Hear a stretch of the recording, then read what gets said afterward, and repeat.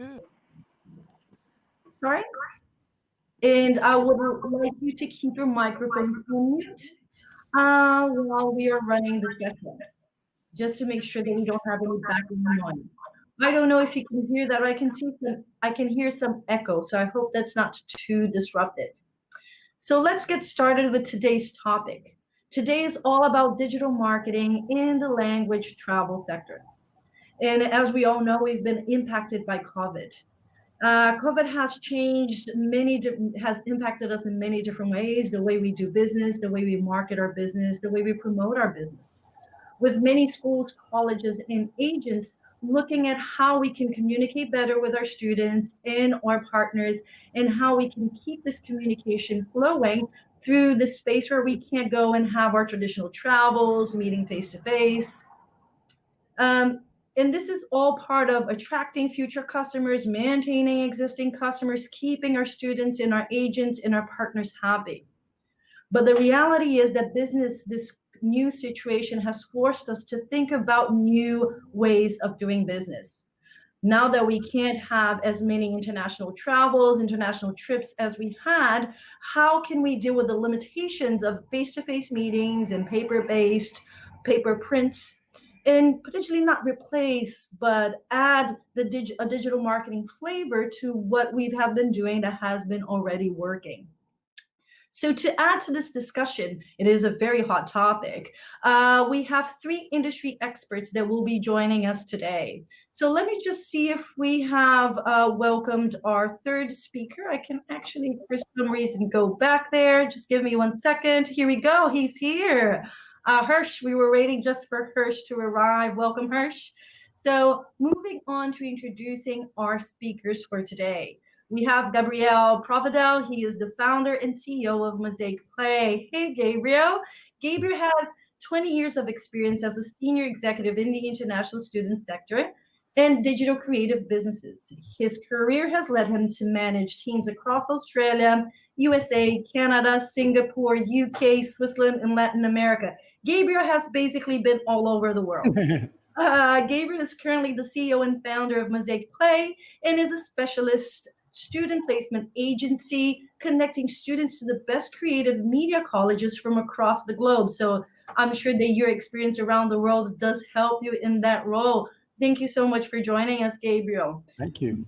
Next, we have Monica. Monica is the digital marketing manager at Greenwich College. Monica is a digital marketing manager and specialist in social media with more than 10 years of experience. She has also become an influencer after moving to Australia as an international student in 2014. She loves being able to create online communities, bringing value and happiness to her audience. Thank you so much for joining us, Monica. I'm one of your avid followers, by the way. Thank you. For your influence. Last but not least, we have Hirsch Sai. He is the sales and marketing director at 28K. Hirsch is currently the sales and marketing director at 28K, a digital marketing agency with offices in Sydney and Central Coast. He has over 11 years of experience working in digital marketing space, managing digital projects for several clients, including companies such as Vodafone, GlaxoSmithKline, L'Occitanie in Provence, LJ Hooker, Red Hill Education, ECA Group, Victoria University, Swinburne, just to name a few. I can continue on telling you Hirsch's resume, but we will spend the whole day talking about it. So let's just keep it at that. Thank you so much for joining us, Hirsch. It's a pleasure to have you here. It's a pleasure to be here. Excellent. So since you're the last one to be introduced, you're the first one to speak.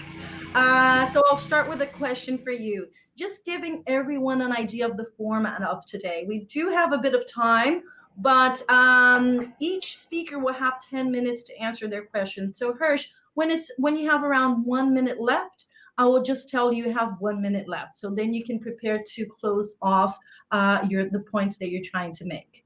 So to the first question, is there still a need for traditional face-to-face and paper-based communication in the digital world?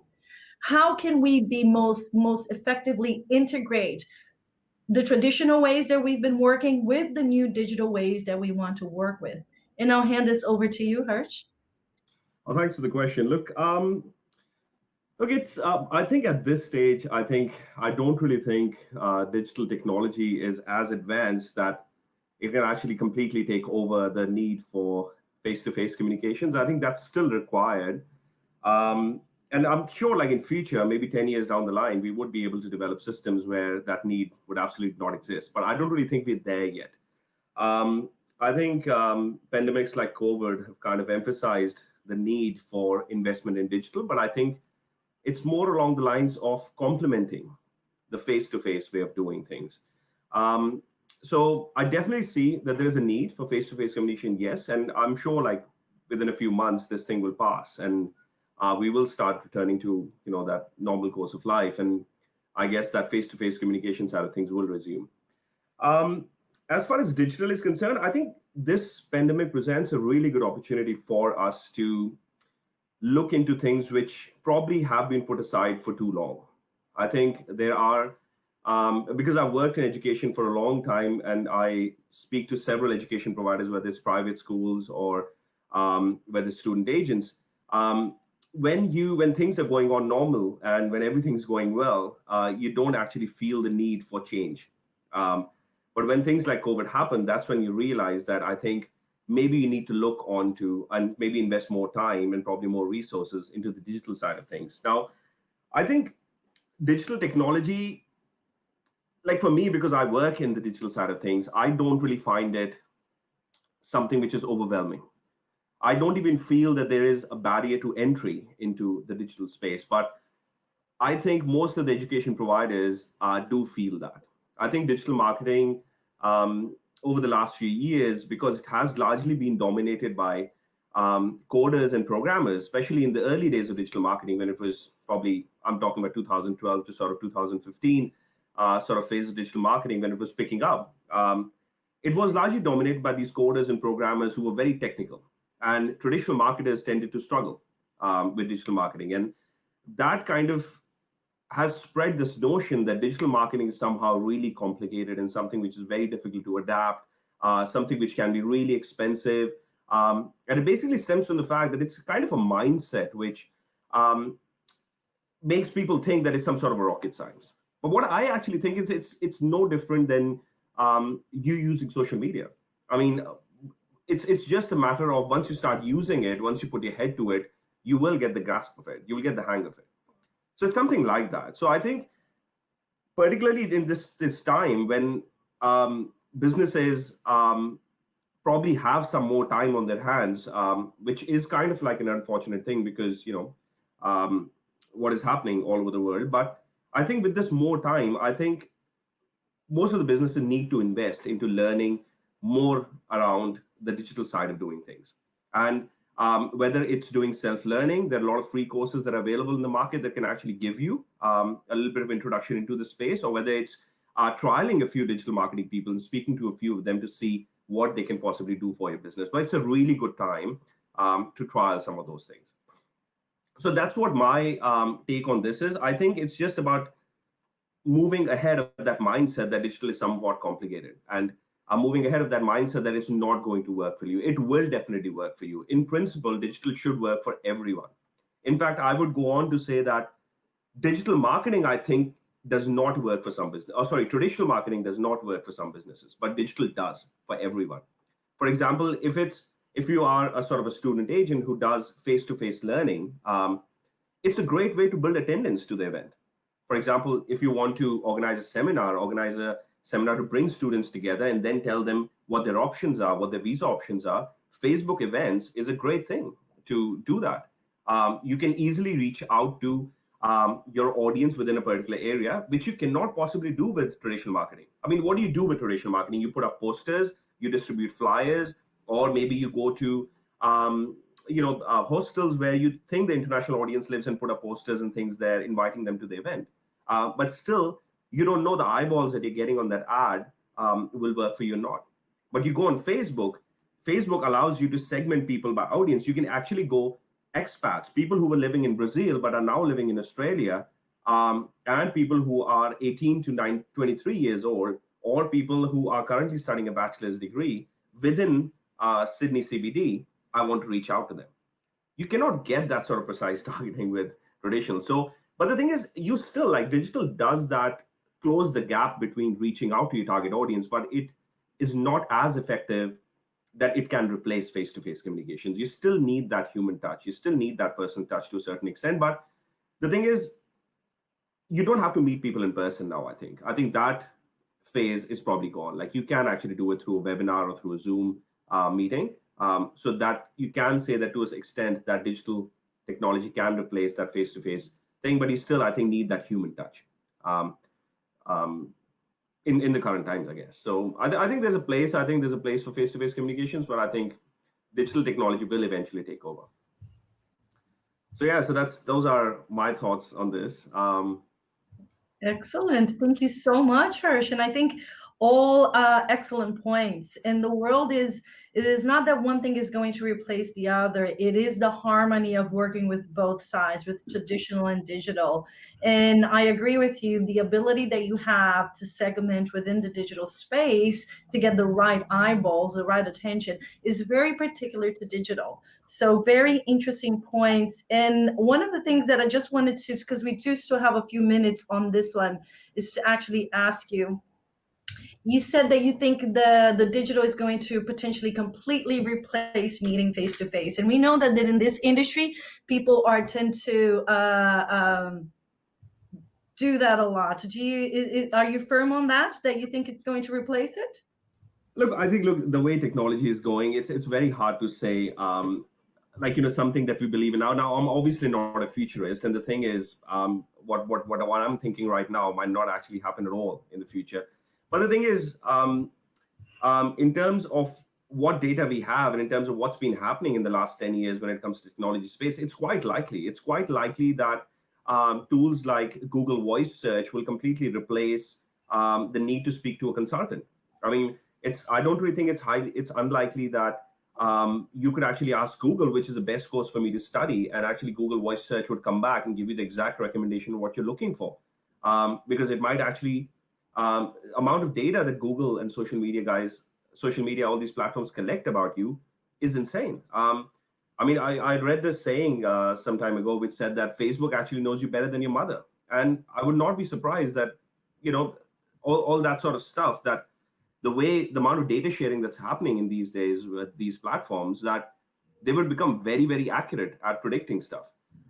In fact, Walmart and a lot of these big giants are actually doing research on something which they call a social genome. A social genome is something where they are constructing the entire, like in terms of human terms, you would say entire genetic fabric of how social interactions happen.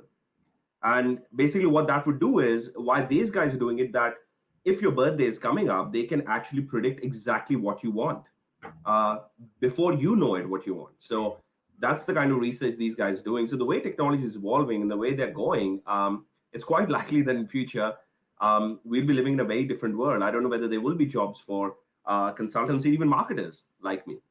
But I guess it's just a matter of adapting to as the technology changes. And I think COVID particularly does give us that realization that we need to look ahead, because these kind of unforeseen sort of circumstances can arise anytime. One day a new technology can come in and just has the potential to make not even businesses, but even very serious people, senior people in marketing, redundant without jobs. Well, thank you. That is at the same time exciting and scary. But it's interesting because I teach a lot of entrepreneurs, and one of the key skills that I teach them is the ability to adapt to change, because that's the only certainty that we have now. So thank you so much for your insights, Harish. With that, I'll move on to Monica. Monica, how can individual brand values and USPs be communicated effectively with the digital platform and the wider marketplace for digital language learning products? Hi, Thais. Thank you. Thank you, everyone. Yeah, so today I will focus on content creation, especially on the influencers marketing. So I'm going to share my presentation. Just a second. Can you see my Can you see it? Yes, right? Yes, we can see it. Okay, so I'm gonna share my experience now as social media influencer and how we can connect with the industry, the language traveling industry. So everyone maybe has been asking who is Monica Plaza. So I'm gonna share a little bit about my experience here. So I will start saying that I'm a former international student. I've been living in Australia for 6 years now, and I study English in United States in 2011 too. So I'm a journalist and I'm a specialist in digital marketing for more than 10 years. And I'm giving you this information because I believe this was one of the reasons that nearly 45,000 people started to follow me on Instagram. I call them like my community, not followers, because for me, what make difference for influencers and brands, in this case, schools and agencies, to have success or not on social media is the ability to create a loyal community. So this is the basic concept for me of what a social media channel is. It is the feeling of community. And then I have a quote that I really like that um, briefly explains the idea of social media. Social media is about sociology and psychology, not technology. Because for me, social media is a space to be connected to your friends, to your family, to your workmates, and people who have the same interests as you. So the technology comes after all of this, just to give us more tools to boost like this connection, these interactions with your community. So when I came to Australia, for instance, I've put 10 kilos on my weight due because of the anxiety, the fact that I didn't know how to cook, I didn't know how the products I should buy on the supermarket. So I looked at for a nutritionist and she taught me like how to become like more healthier in Australia. She also introduced me to the running road. So then I started to share my journey with my community, not only on my blog. I create a blog with my partner in Instagram, but also on Facebook groups. Facebook groups here in Australia of international students, they are huge. So I started to share my experience in these groups as well. So I discovered that my pain was not only my pain, it was the same pain of many others international students here in Australia. So they felt connected to me. And then I saw my numbers growing and growing faster on social media, especially after when I traveled to Fiji Island. I've spent 20 days in Fiji with an international student budget.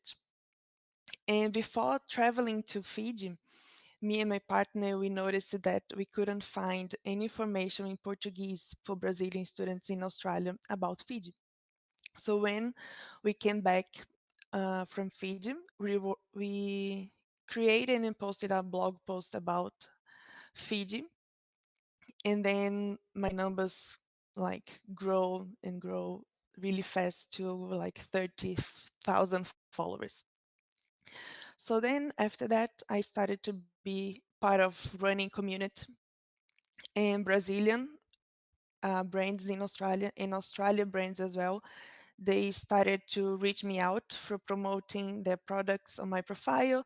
And since in 2016, I call myself like as content creator or influencer. So this experience in the Australians influencer market gave me the knowledge to see a trend in the industry that we work, like in the language travel industry. And then I could start bringing these insights and some strategies to Greenwich College. So because being an international student gave me this power to understand what the students, international students' needs are. So here, let me check the presentation. So here I have one example of content creation for Greenwich College. I became an ambassador of City to Surf. City to Surf is one of the largest events of running in Australia. So after I became an influencer and an ambassador for City to Surf, we had the idea here at Greenwich College to create a running group of international students here, and then we could connect. I could connect both, like my both jobs as a Instagram influencer and as digital marketing here at Greenwich. So here is one of the strategies that we created, and I bring here to show you how you can start using the influencer marketing to start a community, an online community for your college or for your agency. So here we have like two students, so I could give them like two entries to City to Surf, and then they were like part of the event, the running event, and they start sharing. One of them is a really big influencer in Brazil as well, and the other became our well-being influencer on Instagram. So he is like an example of how you can start thinking about content creation using the influencer marketing. And here I bring like more insights about this marketing. Like you need to have in mind that consumers nowadays, especially if you think about the audience who are like between 18 25 years old, they like more trust more on influencers over celebrities, because these influencers they have built an audience from scratch, just like I did. And these influencers they understand what are their audience needs.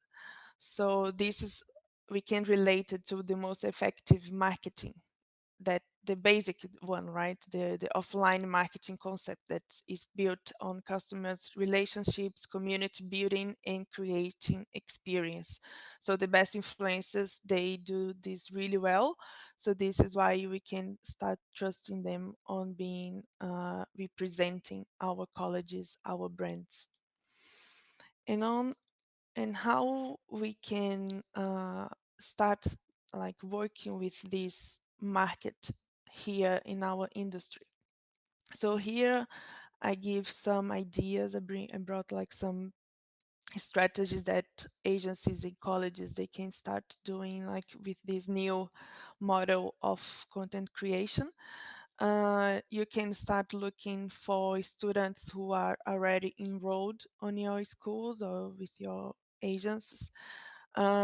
You can look and search for digital influencers who aim to travel overseas, but not only students who have student exchange subject on their or travel on their social media profiles, but how you can explore other themes and subjects, just like we did with the running and fitness uh, industry. And you can search for locations and search for uh, like Sydney here in Australia, how you can find them, because sometimes they tag they tag the location, so you can start searching for them on this tool. uh, you need to be aware of your tags, who are tagging you. You can find an influencer uh, when a student or who else like they are tagging your school and your agents. You can create hashtags. What hashtag represents your brand? So from these hashtags you can find travel influencers as well. And be aware of the different platforms available, not only Facebook, Instagram. Today we have like so many different platforms depending on the region that you work for, like TikTok, WeChat for Chinese region. We have Pinterest as well. So you need to be aware of. Your time is almost up. Okay, I just have one more. And here just like a few tips how to approach them. like understanding their brand, asking about price or scholarship opportunities, giving them a guide about the content, but letting them be creative because they understand the audience needs, ask for permissions and have agreements with clear terms and conditions. And the last one is just like my tip, like gain trust from customers through influencers and don't be afraid to explore this new marketing. So this, I can hear you. Just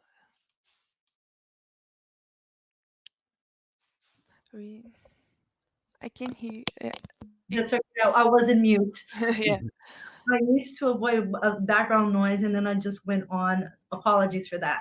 So, Monica, thank you so much for sharing. I do see influencer marketing becoming more and more relevant in the international student space. And sometimes when we talk about influencer marketing, you think about like Kim Kardashian or someone huge. And it doesn't need to be someone huge, a celebrity. Sometimes one of your students with a small followership could have a better engagement rate with their audience than a big influencer. You might get a better return from that.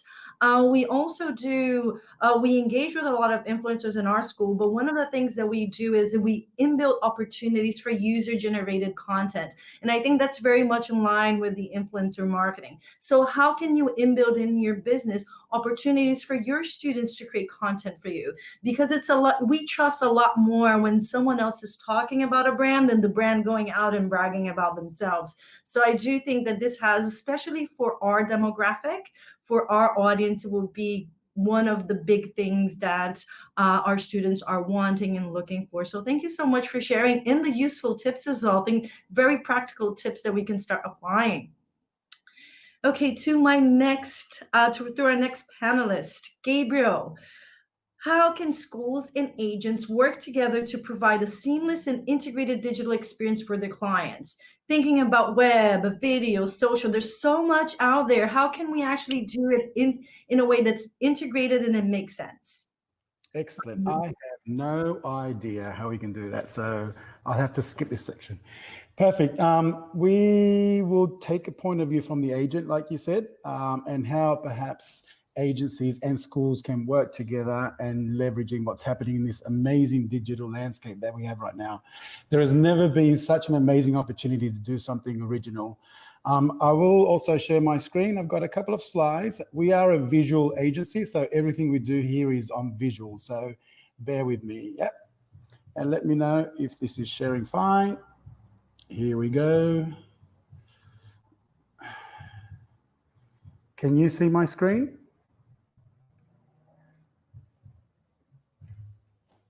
Yes, we can. Okay, perfect. Let's just present this. Oh, there it is. Perfect. Okay, so I wanted to talk to you about agencies and schools, and I'm going to do it from an agent point of view. We are a relatively new agent. Our name is Mozaik Play. Just very briefly, because it's very important for the context. So we only started really last year, and what we do is that we are from day one global. We connect students from anywhere, and we send it to everywhere, really. So right now we're sending students to 22 countries because we have 110 contractual agreements with universities in the creative space. Out of those 110, we have about 5 big education language groups, which is relevant to this conversation. We work a lot with influencers, just like Monica was saying, especially one affiliate or influencer called The Rookies, which we can talk about another day, but that's a whole presentation on that model. But we also have lots of offices around the world, either ourselves or in partnership. The key point about this is that we are a new player, so we had to think differently. If we were to start an agency like we started 20 years ago and start building offices around the world for a global approach from day one, it would take us 5, 10, 20 years, like it's taken companies that are very good like IDP, etc. But we had to think differently, and digital was the best element and tool for us to do this at a global, worldwide space. And also because we work in the creative space, all of our clients, all of our schools that are in games, animation, visual effects, architecture, design, etc., they are already in the digital space. So are the students. So it's a bit more natural for us to leverage digital. And more importantly, I think the great thing about digital, guys, is that it's a level playing field. That means that a new player like us can put together a global event for 6 days, virtually over 3 continents, and we are able to do this in a digital platform. If we had to do this physically, it would take forever and the budget will be quite high. So digital allows you guys out there, the agents, small, medium-sized agencies, or small, medium-sized language schools, to have a level playing field with the biggest player. That's a great thing that could not have happened a couple of years ago.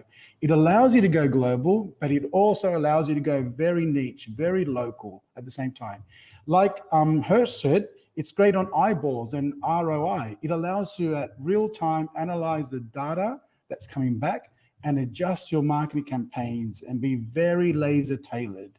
And you can launch, you can monitor, you can optimize at any point in time. But the most important thing out of all of this, just like Monica was saying, is content. If you don't have good content, if you just say the same things that everybody else is saying, you're not going to stand out from the crowd, from the clutter. And content is where the schools and the agents have to be very smart around. So I'm going to give you an example. When I go to these panels or exhibitions or presentations, I always feel that, I love to see an actual example of somebody on numbers, on budget, on what do they actually do. And I'm going to show you that. We are doing a virtual creative expo next week. We have 15 schools, 6 days, 3 continents, and we are a startup. So my team is killing me right now with all the work that has to be done. But we are able to do this, everything through digitally managed processes and all through our offices. So what I'm going to show you is the promotional video for this expo, and I'm going to show you how we are using different platforms and tools to promote so students can participate in this global expo. And that is all done through, again, digital marketing campaigns. So let me show you a promotional video that goes for 30, 40 seconds. Here we go.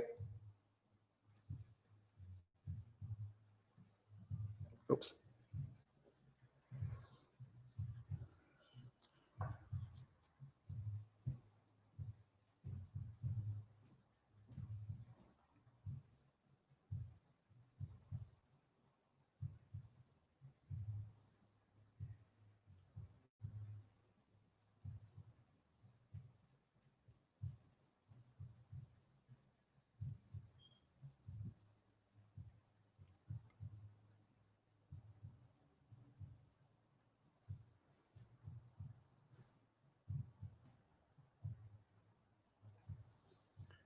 Cool. So that feels like we've been doing this for 20 years and we've only been doing this for 20 weeks.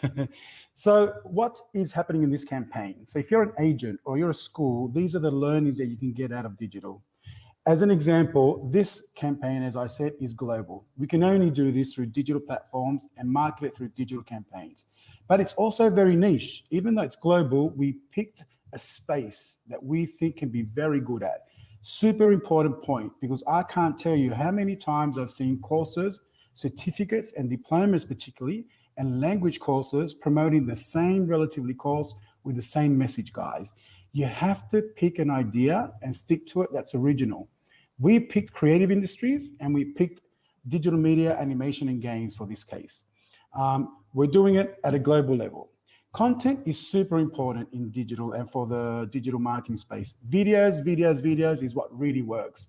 Ideally through different languages, if you go into different markets. We actually develop the videos because although we work with great schools, they're a little bit inconsistent with the quality of videos. So we are actually becoming, as much as a student placement, a digital marketing agency. The content, as Monica said, is all coming from the college. Really, our students and all the student work is the best content we can have out there. So it's a matter of putting that together in multimedia format. We have translated all of what we do into different languages, but then what we realized is a lot of these students needed English, and there was all these language centers out there that could prepare these students in the creative space. So what did we do? We set up and we created a website for students that want to learn English, but are only interested in the creative study area. And it's a super creative website just for the English market. So there has to be a wow factor as to stand out.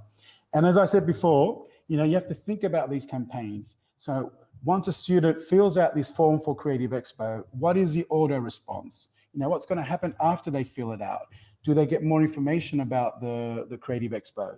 What platforms are you going to use? We typically work a lot with Facebook, especially Instagram, because we're quite visual, but we're discovering and playing with other ones like Discord or Twitch, which are very much a platform where audience are super, super engaged, and they are in a niche, and we kind of exploit that niche, and we try to be very tailored in terms of high education or English focus, what cities, the radius of the city, the study areas. And obviously we try to allocate budgets depending on where we think the budget will be well spent. But we also do a lot of reviewing, optimizing, and then launching it all over again. And you can do it with digital. So examples, this is just for this campaign. We are doing a lot of stories out there with different topics. There's lots of videos. But the thing that's worked the most for us is that when you have a person, one of our counselors, talking to the camera in their own language, we notice straight away the engagement of the audience, 3, 4, 5 times higher than when we just had a design post. It's incredible how much engagement when you have one person speaking to camera and promoting this Creative Expo. It just makes it personal. We've got lots of posts, again, with different, we've tried different variations of people on it for different countries, and whatever works better, we kind of stick to it. But again, these things stick out from your normal content and promotional ads that are out there. And like I said before, we actually launched an English, even though we're in the creative space and we mainly work with universities and college, we realized that lots of students needed some English. So we created an English page for students that are interested in studying English courses for the Latin American market, all in Spanish, but that looks very creative. That's the website there that you can actually check. It's an incredible, super cool page just for English related students. And we do videos around that. For example, we launched this landing page really 3 weeks ago. And what's happened in 3 weeks, we've had 838 people interested, signing up, filling out the details. We reached about 180,000 people. We only promoted this via Facebook, Instagram across 5 countries. Sorry. Okay, 5 countries, and it's cost us about 50 cents per student. Now, we think that out of the 838, about 10% of those will convert to students. So that's 80 students, which is about $40 overall, because it's 50 cents. And each one of those 80 students will provide us a nice number of commission. So it makes total sense in terms of monetization and in terms of business models. Super tailored and very specific in this case. And for the overall campaign, that was just a campaign to push English students before. This overall campaign is what we're doing with the Creative Expo, which we launched again 3 weeks ago. We've reached about 200,000 people. It's costing us way more now, $3 per client. About 185 people just in Latin America have signed up for these. And you can break it down by male, female, age, etc. But it allows you, once again, as I said, very tailored approach in terms of what's happening in the market, and you can twitch and modify these fairly quickly without having to reinvent the wheel. And one of the last things we're doing here is, on top of talking about the schools, what we've done with schools from an agent perspective is record these webinars. So this methodology is great because we just record the presentation of the school once, then we put it in this landing page, then that can go out to the market every single day of the year. And this particular webinar for this particular school is on every day of the year in different markets. When the student finishes watching this video, they can book an appointment straight away with any one of our counselors there via Calendly, which books them in the calendar, or WhatsApp or email. And the school only has to present this once. And then from that day onwards, while this person is sleeping, we are promoting the school.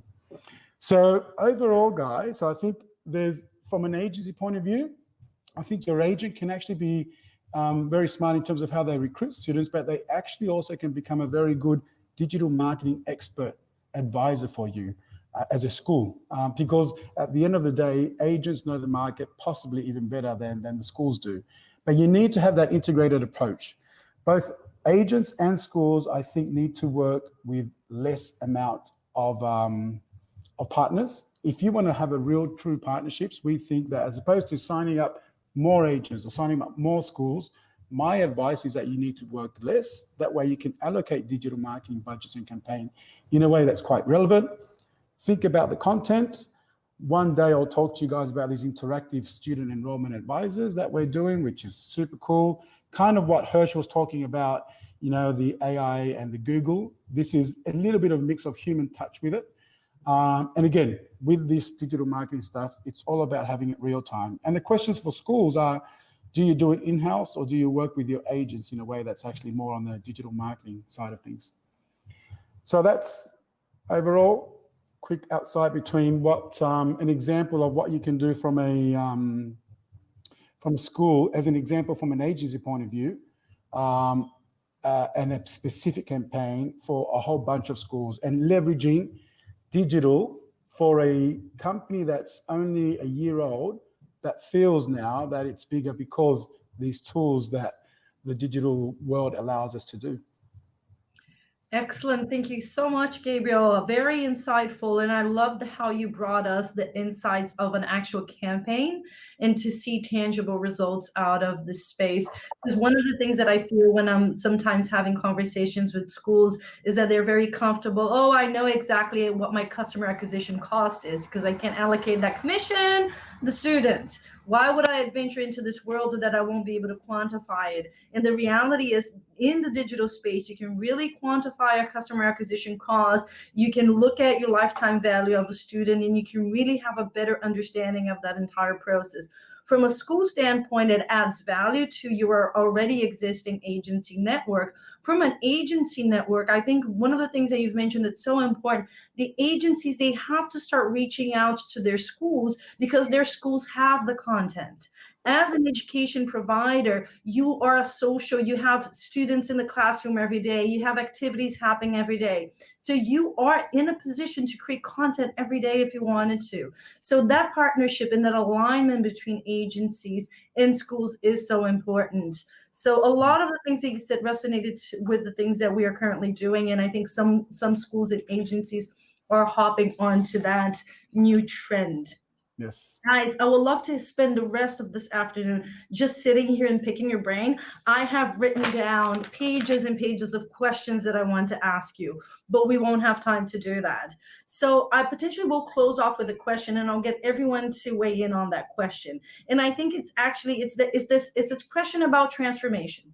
Right? We have all of these agencies and schools that still operate in a very traditional brick and mortar style of operation. And now they see that we need to move into the digital world. If you had a suggestion for these businesses in terms of what will be the first step? Where do I start? I'm a little bit scared. Should I start doing social media? Should I start doing an email campaign? Should I get a database like a HubSpot? What should I do? What will be the first thing? Because if you try to grab everything, it will be too much. Where would you recommend they should start? And I'll let anyone take on this question first. And just be mindful that we would have a minute or two to answer. So keep it concise. Yeah. Look, I mean, if I was the one at this point, if I was a business right now who's never really explored digital options and I want to get into the space, the good news is that it is super easy now compared to what it used to be 4 or 5 years ago. What I would suggest is you start, not only should you start reading a little bit about digital marketing. I'm not saying, I know you guys are all busy with your business and you might not have time, but that is something that will always help. In future, all businesses are going to be digital. So having that understanding of digital will help you no matter which business you're in. Secondly, start with freelancer marketplaces. Okay, there are a lot of marketplaces around. One of the most popular ones is Upwork. It's UP and Upwork. What it is that you can, I don't know if any of you are familiar with marketplaces like Airtasker, where you can hire people to kind of do cleaning at your house or, wash your car or something like that. It's very similar, but it's a digital space. The advantage of these marketplaces is that, one, you have inventory of freelancers available all across the world. So if you're going for if you want a very cheap, at a very low budget, a good person at a low budget, you can find that person in Philippines or maybe in India. If you're looking for an English-speaking copywriter, you can hire a person based in Australia or America too. And the good thing is these platforms provide a lot of security in the sense that if the freelancer does not deliver the work that they were supposed to do, you can actually claim all your money back. So which kind of takes away that fear that a lot of people that I've seen have, is that they will get burned because a lot of their friends got burned, or maybe they tried something and they got burned. So start with freelancer marketplaces, experiment with stuff, try 10 different freelancers. You won't have to pay if they don't do a good job. So that kind of protects your money, and you can pick their brains around, what you want to do. You speak to 10 people, they'll give you 10 different ideas about running a business. So that would be a good start, I would suggest. Excellent, thank you. Would anyone like to share their thoughts as well? I think that's an excellent start. Sometimes what's overwhelming is the lack of resources, because I do think that content is super important, and you might not have the internal resources to do videos like these or other videos that you might want to do. Because at the end of the day, social media, as I think Monica was saying, is just a conversation. It's a conversation, and what digital allows is that conversation to go anywhere that you want it to be, from global to perhaps a more laser-tailored approach. But what I notice is that people just don't think about the content that's out there, because you put out content that is the same as a whole bunch of other campaigns of content, and there's nothing special about it. And you can do it in any market, in the language market, in the beauty market, in the travel market. So if you look at content, and then you've got these resources like Hirsch was saying, you pay $3, $4, $5 an hour for some decent content and decent videos. And I would also think about, the content, and then choose a product and a region. So perhaps don't go too wide and don't promote everything. What is the one product that you are really well known for, that you think is a great value? So if you have that product and you talk a lot about that, and you talk about it in a way that's genuine, relevant, and special, and then you choose a region, and once you dominate that through the resources that you have internally or through additional platforms like Hirsch said, then you expand. And you can do that, and you don't have to spend an arm and a leg to do it. Excellent, thank you so much. And I'll just push it on to Monica to close us off today. Mm-hmm. And I know that when you're starting with a young business, and I work with a lot of entrepreneurs, and they always like, oh, what should I do? Should I do Instagram? Should I do Facebook? Should I do TikTok? What's the Periscope? What should I do? There's so many different platforms out there. What would you recommend for businesses? Where should they start? Yeah, so they should start where their audience is, So I would recommend to start doing research as well, like a competitor's research, to see where your competitors are, and to start having an idea of what they are doing. From that, you can start having an idea of content as well. This is a good way to see what you can create or not. And then you're gonna see where your audience are, like Thailand, the Thai students, they are on Facebook, for instance. The Brazilian, they are on Facebook and Instagram. The Chinese students, they are on TikTok. So we start doing research. There are a lot of articles on internet, and you can start checking like the trends for region, for country, and then you're gonna start researching about these platforms and what your competitors are doing there, and then you can start creating your own content. Excellent. Thank you so much, Monica. And our time is up, unfortunately. I would love to stay here and learn more from you, but I think we already got so much insight and and many tangible, practical things that we can start applying to our businesses straight away. I think number one is know your audience. Know what your audience, where is your audience? What do they want? What is the type of content that they want? Look at your internal resources, see what you have. Can your partnerships with the schools, can students create content from you with you and for you? Can you then partner up with potentially outsourcing a lot of your content creation or your content management, and really try to slowly educate yourself, equip your team, upskill your team, because this is the movement for the future. There is no, and I think one of the things that we all agree is that there's no running from this one. This is the natural tendency. We are moving to a more digital world, so you will have to do this transition. The first people to arrive at the new format of doing business will be the pioneers in the space. The other ones will be the followers. We recommend that your business start at it sooner rather than later. Hiring a business to do it for you, starting to learn it yourself, whatever pathway you choose, it's important to start trying and testing different things that can work for your business. To close us off today, I would like to finish with saying a very, very big thank you to Monica, Gabriel, and Hirsch. Without you guys and without your expertise, this moment would not have happened. I would also like to say a big thank you to the Forum for Leaders in the Language, in Language Travel, because without you guys, this event wouldn't be happening. And for our audience who was watching today, thank you for taking some time off your day. I know it's hard. We all have busy lives, but investing in yourself and investing in your development would be the best way to spend your time and your money to grow your business. So thank you again, everyone, for participating, and I wish everyone a very good rest of your day. See you then. Thank you. Bye-bye.